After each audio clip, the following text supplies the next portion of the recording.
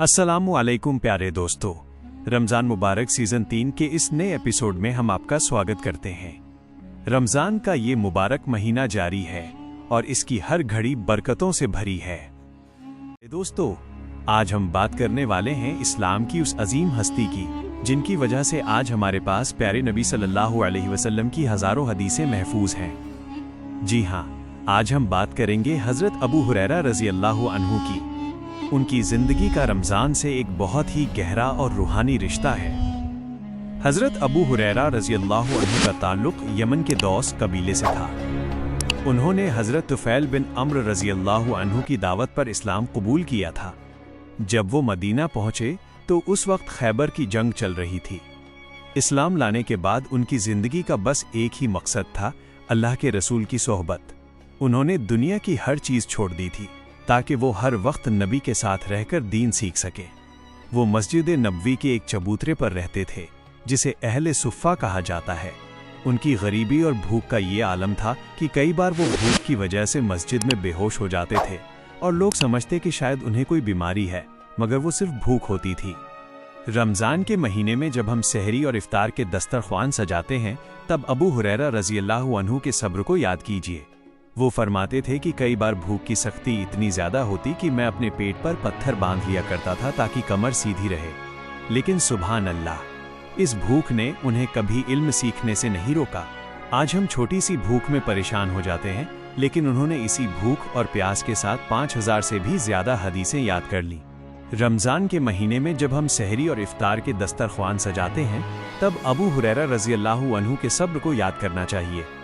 वो अक्सर रोज़े की हालत में मस्जिद के कोने में खामोश बैठे रहते थे। जब लोग उनसे पूछते कि आप यहाँ अकेले क्यों बैठे हैं तो वो बहुत प्यारा जवाब देते, मैं यहाँ बैठकर अपने रोज़े को पाकीज़ा कर रहा हूँ। उनका मानना था कि रोज़ा सिर्फ पेट का नहीं बल्कि ज़ुबान और अखलाक का भी होना चाहिए ताकि बाहर की फालतू बातों से रोज़े की रूह ख़राब ना हो। इफ्तार के वक्त भी उनका हाल बहुत सादा होता था। कई बार उनके पास इफ्तार के लिए सिर्फ 2 खजूर होते थे। एक बार नबी पाक सल्लल्लाहु अलैहि वसल्लम ने उन्हें कुछ खजूरें दी और उनके लिए बरकत की दुआ की। सुभान अल्लाह, उन खजूरों में ऐसी बरकत हुई कि अबू हुरैरा रज़ी अल्लाहु अन्हु ने अपनी ज़िंदगी का एक लंबा अरसा उन्हीं खजूरों को खाकर और दूसरों को खिलाकर गुजारा। बाद में जब वो बहरीन के गवर्नर बने और उनके पास पैसा आया तब भी वो रमज़ान में गरीबों और यतीमों को बुलाकर इफ्तार कराना कभी नहीं भूलते थे। वो खुद उनकी खिदमत करते और नबी की वो बात दोहराते कि रोज़ेदार को इफ्तार कराने वाले को भी उतना ही सवाब मिलता है जितना रोज़ा रखने वाले को। हज़रत अबू हुरैरा रज़ी अल्लाहु अन्हु ने अपने घर में इबादत का एक अनोखा निज़ाम बनाया था। उन्होंने, उनकी बीवी ने और उनके खादिम ने रात को 3 हिस्सों में बांट रखा था। एक हिस्सा अबू हुरैरा इबादत करते, फिर वो अपनी बीवी को जगा देते और खुद सो जाते, फिर उनकी बीवी खादिम को जगा देती। इस तरह उनके घर में रमज़ान की रातों में एक पल के लिए भी इबादत का सिलसिला थमता नहीं था। रमज़ान से जुड़ा उनका एक वाक़या तो बहुत ही मशहूर है।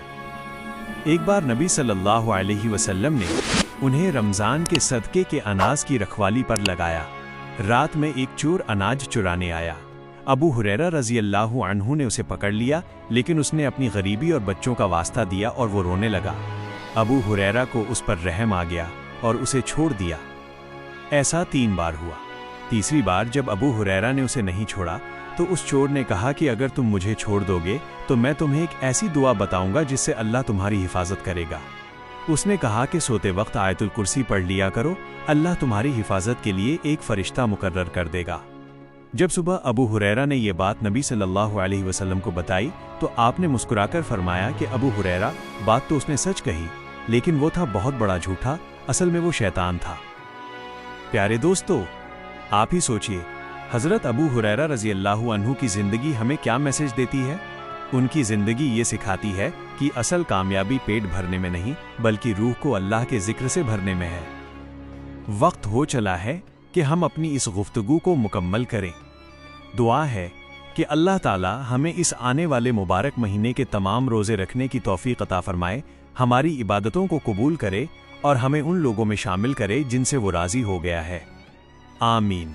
अगर आपको आज की ये कोशिश और यह जानकारी पसंद आई हो तो इसे अपने दोस्तों और घर वालों के साथ भी ज़रूर शेयर करें। इस वीडियो को एक लाइक दें और अगर आप रमज़ान मुबारक सीज़न 3 के इस सफ़र में हमारे साथ रहना चाहते हैं तो चैनल को सब्सक्राइब करना न भूलें। आपकी एक छोटी सी कोशिश हमारे हौसले को बढ़ाती है।